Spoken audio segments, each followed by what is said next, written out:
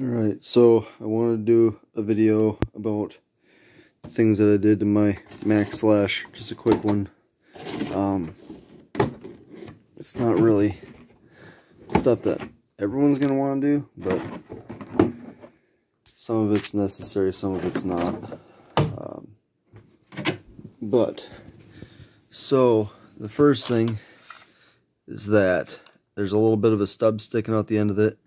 That's because it's the 5353 X, and I can't remember what those hexes are for, but people were doing that when the V1 Max came out, and then they were just putting their wheel nut on the end.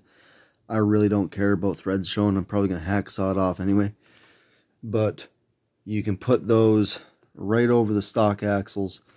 I'm not going to be bashing super hard, so I don't think I'm going to have an issue with my axles breaking. If I do, then I'll just upgrade. But they were really cheap. I want to say it was something like 20 bucks for those. And I ended up, don't mind all the squishmallows, that's all my fiance's, but this is also hers. And she's got the same thing going on. So it's not super necessary, but it's probably gonna be better just for putting the nut on and taking it out, or taking it off and putting it back on. Her wheel nut did fall off. I have no idea how. She was doing donuts or something on some ice, and then her wheel just come flying off, and couldn't find the nut. So that's what prompted me to do that, because these, I almost had to put them on with an impact because the Loctite was so strong right from the factory. That was crazy. But the other thing is this. Ooh, it's on there good. I'm not even gonna have to zip tie it. Okay, there we go. So the Integy fan, I don't like Integy, so I'm probably going to get like a Surpass rockets for these. But for the fitment, snaps right on, wiggle it around, find where you want it. I kind of like it off to the side like that. But it clears the wires perfectly, and that little bracket that retains the wires, that all holds good, and just wrapped it around those and tucked it in. The other thing was the springs right from the factory. I'm gonna see which way I gotta do this. There we go. Okay, so bear with me, I want to show you guys. Okay, see that?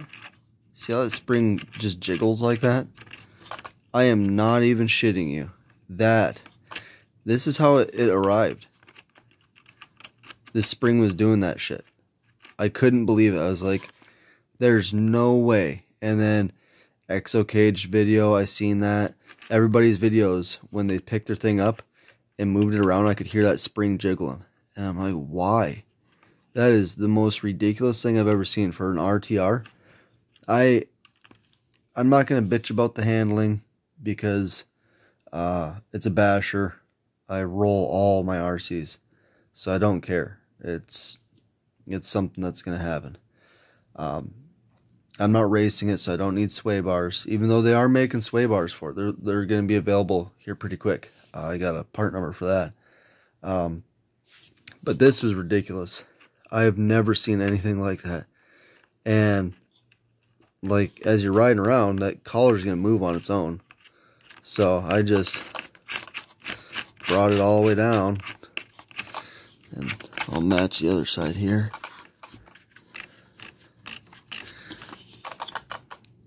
So now no more jiggle, but then it also doesn't have the droop that it needs. So literally, to give you the droop, to give it the handling to not flip as much, they had to have the collar all the way up and have the spring just flopping around, which is crazy. And that's how it was on the front and rear. So That's nuts. That's super unprofessional. But anyhow, I ordered the Traxxas 8966 and 8967 V1 max springs, and I'm going to put those on here. So then my retainer, instead of being down here, it'll be all the way up here, and I don't have to worry about a floppy spring, and I can get more adjustment out of it that way. So I don't know why they didn't just do that from the beginning, because the Maxx had about the same ground clearance as that, and it just had wider tires. So maybe it stood a little bit taller, or maybe it just is kind of deceiving because of how low the center of the chassis is. The Maxx was kind of arched up in the middle, high center of gravity. But another thing, before you run your car, push on your bead here all the way around both sides and see if your tire will break off. Exo caged, he had a rim that was or a wheel that was pretty much not even glued. It was crazy. He opened it up and you could see there was no glue. There's just a little bit of glue on the outside. There was no glue on the inside. So make sure that you're checking the bead before you run. Otherwise, you're just going to get sand and dirt all in your foam and crap. And yeah, you can clean it out and then you can re-glue it. But who wants to do that? Like, who wants to be tearing a whole rim off just to get sand and shit out of the inside of your rim? It's just ridiculous. But check that too. I think that's about it. The springs, the fan, the tires, the wheel hubs, which isn't super necessary. Most people are going to upgrade to the steel axles anyway, but I'm cheap, so I think that's about it. But this, by far, is probably the most important, because all the other things just have to do with handling and not losing a tiny wheel nut. I've seen a couple videos of people actually overheating the motor just on a couple runs. One guy overheated it on just one run. So it definitely needs a fan. I honestly don't know why they didn't include a fan with it. Like, you get a fan on the X-Maxx. I wonder, just for giggles, because I haven't done nothing to this truck.